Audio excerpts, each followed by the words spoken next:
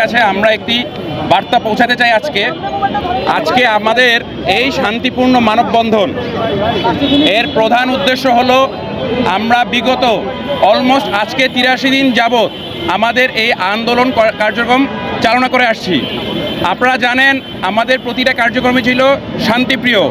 আমরাই ফ্যাসিস্ট সরকারের পরে একমাত্র আন্দোলনকারী যারা টানা 83 দিন শান্তিপূর্ণভাবে কিন্তু আন্দোলন পরিচালনা করে আসছি। আপনারা ইতিমধ্যে জানেন গত 1 জানুয়ারি একটি অনাকাঙ্ক্ষিত ঘটনা ঘটে। কে বা কারা এই ঘটনার সাথে জড়িত আমরা এখনও জানি না। এটা তদন্ত করার দায়িত্ব কিন্তু আমাদের প্রশাসনের। আপনারা জানেন এই 1 তারিখকে কেন্দ্র করে আমাদের কিছু নিরীহ ব্যবসায়ী ও কর্মচারীদের অবৈধভাবে কিন্তু মামলা দিয়ে আটক করা হয়েছে। অলমোস্ট প্রায় 60 জন ব্যক্তি আমাদের এই মুহূর্তে জেলখানায় আটক। আমরা তাদের মুক্তির দাবি এবং আমাদের সকল মামলা প্রত্যাহারের দাবিতে আজকে এখানে শান্তিপূর্ণ মানববন্ধনের আয়োজন করছি। আমাদের উদ্দেশ্য এই মিথ্যা মামলা থেকে ব্যবসায়ীদের অব্যাহতি দিয়ে তাদেরকে ব্যবসা করার সুযোগ দিন। আমরা আবারও বলতে চাই, আমরা ব্যবসায়ী, আমরা কোনো অশান্তিপ্রিয় গোষ্ঠী না। আমরা ভদ্র সমাজে বসবাস করি। আমাদের প্রধান মৌলিক যে চাহিদা দাবি দেওয়াগুলো এগুলো কোনোটাই এখন পর্যন্ত বাস্তবসম্মত আমরা কোনো রূপ দেখিনি। সরকার বারবার বলছে আমাদের দাবি দেওয়াগুলো মেনে নেওয়া হয়েছে। আক্ষরিক অর্থে কোন দাবি দেওয়াগুলো মেনে নেওয়া হয়েছে আমরা আদৌ জানি না। যতটুক আমাদের শুল্কের উপর অনেক বড় একটা চাপ ছিল, শুল্ক কমানো হয়েছে, কিন্তু আমাদের দাবি ছিল সহনীয় পর্যায়ে যেন শুল্কটা নিয়ে আসে। যে শুল্কটা কমানো হয়েছে নামমাত্র একটা শুল্ক কমিয়ে এটা আমাদের উপর বোঝা চাপিয়ে দেওয়া হয়েছে। আমাদের 7 থেকে 8টা দাবি দেওয়া হয়েছিল, সেখান থেকে এই নামমাত্র একটা দাবি পূরণ করে আর একটা দাবিও এখন পর্যন্ত কিন্তু প্রপারভাবে পূরণ করা হয়নি। তারা বারবার বলছে আমাদের সব দাবি মেনে নেওয়া হয়েছে। আমরা তাদের উদ্দেশ্যে বলতে চাই, আপনারা আমাদের সামনে এসে বলেন কোন কোন দাবিগুলো পূরণ করছেন। আপনারা আমাদের সামনে কথা বলেন, আমাদেরকে নিয়ে আপনারা গোল টেবিলের আয়োজন করেন। আমরা স্পষ্টভাবে বলতে চাই, আমরা কারো প্রতিপক্ষ হতে চাই না। আমাদেরকে আপনারা প্রতিপক্ষ বানাবেন না। আমরা এই সরকারের সাথে দেশের রাষ্ট্রের সহায়তা, রাষ্ট্রের যে নিয়মকানুন সেটা মেনে ব্যবসা করতে চাই। আমাদের রিসেন্ট যে কর্মসূচি 83 দিনের কর্মসূচিতে আমরা দেশের যত রাজনৈতিক সংগঠন আছে সবার সাথে কিন্তু আমরা কমিউনিকেশন করেছি।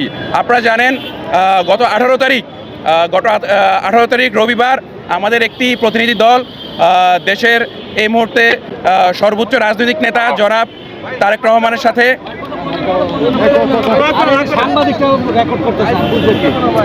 আপনারা জানেন গত 18 তারিখ রবিবার আমাদের একটি প্রতিনিধি দল জনাব এখন এই মুহূর্তে সর্বোচ্চ রাজনৈতিক ব্যক্তি জনাব তারেক রহমানের সাথে একটি বৈঠক করেন।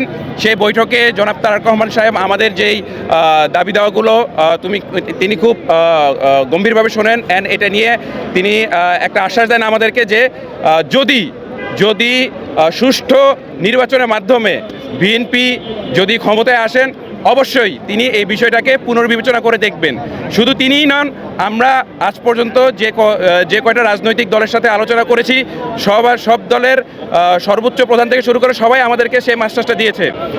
এই বার্তার মাধ্যমে আমরা আপনাদেরকে জানাতে চাই, দেশের সর্বোচ্চ নেতা থেকে শুরু করে রাজনৈতিক যে কয়টা দল আছে সবার আশ্বাসের ভিত্তিতে, মানে পজিটিভ আশ্বাসের ভিত্তিতে এবং আসন্ন জাতীয় নির্বাচনের প্রতি সম্মান জানিয়ে, নির্বাচন যাতে সুষ্ঠু সম্পূর্ণভাবে হয় তার প্রতি সম্মান জানিয়ে আমরা আমাদের যে আন্দোলনের কর্মসূচি এটার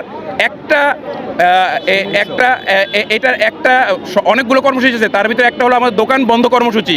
শুধুমাত্র আমাদের এই দোকান বন্ধ কর্মসূচিটা আমরা সাময়িকভাবে স্থগিত ঘোষণা করলাম।